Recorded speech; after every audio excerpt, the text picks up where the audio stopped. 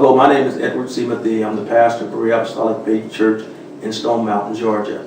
The question was asked, what are the roles of the husband and wife in a marriage? It's an interesting thing, especially in our day and time when we talk about marriages, because we have gotten away from what God calls a godly marriage.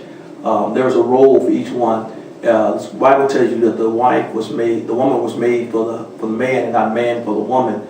And everything that God does, and for the responsibilities of husband and wife, it should mirror what Christ does for the church. The relationship, one should complement the other. It's not a role where one is of equality. It's one based upon complementing.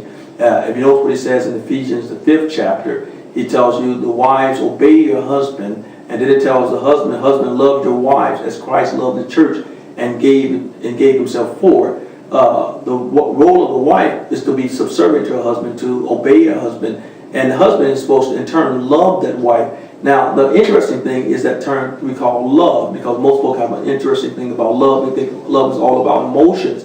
Love is more about what you do than what you say. Now if you look at 1 Corinthians 13 chapter, it says love is kind, love seeketh not its own. And when he talks about in Ephesians the 5th chapter, he talks about how no man hated his own body, but loveth it and cherishes it. So that right there tells you that the role of the husband is to try to cherish his wife, to protect her, to make her feel better about herself. You know, the best way to help anybody or to encourage anyone is to always show some appreciation and support. The husband's job is to appreciate his wife and support. She may not be perfect, but neither are you. But the situation is that through love and understanding, it makes what the marriage ought to be.